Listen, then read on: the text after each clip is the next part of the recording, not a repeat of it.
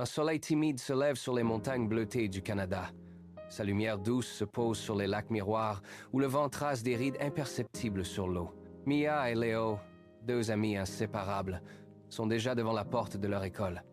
Ils retiennent leur souffle, les yeux rivés sur la salle de classe. Ils entrent lentement et se plantent devant la carte du monde accrochée au mur. C'est eux qui l'ont décorée eux-mêmes. Des drapeaux de toutes les nations sont collés sur chaque frontière. Des autocollants sont collés dans chaque coin. Mia baisse la voix et murmure « Imagine, Léo, jouer sur un terrain où chaque banc a une histoire, où chaque applaudissement résonne comme un tambour dans la forêt voisine. » Léo pose son doigt sur l'empreinte rouge du Canada au milieu de la carte. Il appuie légèrement, comme s'il pouvait toucher le stade déjà préparé derrière le papier. « La directrice va annoncer la nouvelle aujourd'hui, » murmure-t-il. « Je le sens. Ce rêve qu'on garde dans la poche depuis des mois, c'est aujourd'hui qu'il va sortir. » Le vent souffle par la fenêtre ouverte et fait bouger le bord de la carte. Mia serre les poings contre sa jupe, sans bouger les yeux de l'empreinte rouge. La cloche retentit dans le couloir. Le bruit résonne jusqu'au fond de la salle. Les pas de la directrice approchent. La porte s'ouvre lentement. Elle entre, un sourire aux lèvres. Tout le monde se tait pour écouter. La directrice prend la parole devant les enfants silencieux. Le Canada accueille la Coupe du monde de football pour les enfants. Des équipes de tous les pays viennent jouer et partager leur culture ici. Les yeux de Mia et Léo brillent comme des étoiles dans le ciel nocturne. Leur rêve, murmuré pendant des mois, va prendre vie. Dans tout le village, les habitants se mettent au travail immédiatement. Ils dégagent les terrains improvisés sur la neige fondue du printemps. Ils égalisent les pelouses des parcs municipaux un par un, retirant chaque pierre qui pourrait blesser un joueur. Des familles venant de villes lointaines déchargent leurs sacs et prennent les râteaux sans repos. Des joueurs venus d'un pays d'Afrique apportent leurs ballons usés par des années de soleil. Ils les posent sur l'herbe et montrent aux enfants comment dribbler sur le sable chaud de leur pays. Des musiciennes installent leurs instruments sous les grands arbres. Elles ajustent les cordes et jouent des mélodies douces pendant les pauses de travail. Même des mascottes traversent le village en courant, faisant rire les enfants les plus timides qui osent enfin toucher leur peluche. Mia et Léo rassemblent leur équipe pendant que les préparatifs avancent. L'équipe est complète. Tout est prêt. Le tournoi va commencer. Grand-mère Érable lance le coup d'envoi elle-même. Le tournoi commence. Sur chaque terrain, les joueurs courent, mais jamais sans respect. Après chaque tacle raté, on tend la main pour relever l'adversaire tombé. On crie bravo quand un joueur marque, même si c'est contre notre équipe. On remercie l'arbitre après chaque match, peu importe le résultat. Pendant la deuxième journée, une petite fille nommée Amina vient rejoindre le tournoi. Elle vient d'un lointain désert, où l'eau est plus précieuse que l'or. Elle apporte un ballon rayé qui scintille sous le soleil.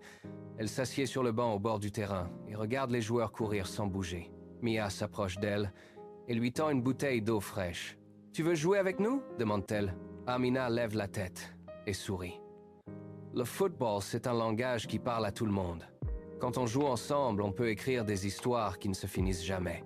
Ces mots touchent Mia et Léo. Ils décident de créer une règle spéciale pour leur tournoi. Chaque match se termine par une chanson chantée ensemble et une poignée de main avec tous les joueurs, quelle que soit l'équipe. La dernière minute du match commence. Mia récupère le ballon au milieu de terrain, d'un tacle précis sur l'adversaire qui essayait de la dépasser. Elle dribble le premier adversaire, le corps penché vers l'avant, les pas rapides. Elle évite le second joueur qui plonge pour intercepter. Elle lève les yeux et voit Omar courir vers le but. Totalement libre, aucun défenseur autour de lui. Elle dégage le pied et lance une passe parfaite. Le ballon roule sur l'herbe fraîche. Sans toucher personne, il arrive exactement au point où Omar pose son pied. Omar arrête le ballon d'un contact doux. Il se décale d'un pas pour éviter le gardien qui sort du but. Il tire d'un coup de pied sec, plein de force. Le ballon file droit vers le coin supérieur du but. Il frappe la barre transversale avec un bruit sec qui résonne dans toute la vallée. Le ballon vacille en l'air, la foule retient son souffle, personne ne bouge. Il tombe lentement derrière la ligne de but. Le gardien plonge trop tard, il ne peut que toucher le ballon après qu'il a franchi la ligne. Le but est validé. Le coup de sifflet final retentit aussitôt, son strident qui coupe le bruit de la foule. Les cheerleaders hurlent « Ensemble! Ensemble !» en battant des mains à toute vitesse. Des confettis multicolores tombent du ciel, comme des feuilles d'automne emportées par le vent. Toute la foule se lève d'un seul mouvement et applaudit à tout rompre. Les joueurs courent vers Mia et Omar, se serrent les uns contre les autres sur le terrain. Les cris de joie résonnent entre les arbres.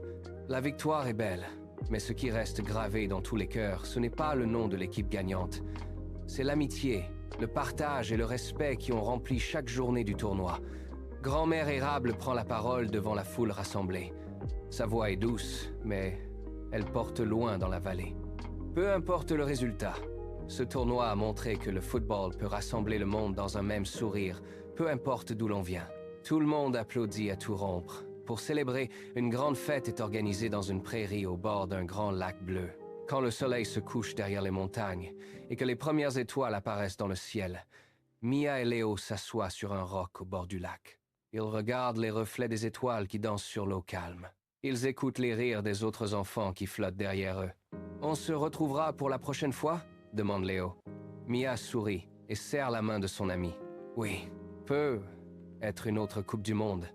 Peut être une autre histoire à écrire ensemble, avec le sable des déserts, la neige des montagnes, les rires et tous les amis du monde entier. » Ils s'endorment doucement sur l'herbe, leurs pieds dans l'eau fraîche, rêvant déjà du prochain chapitre de leur histoire partagée.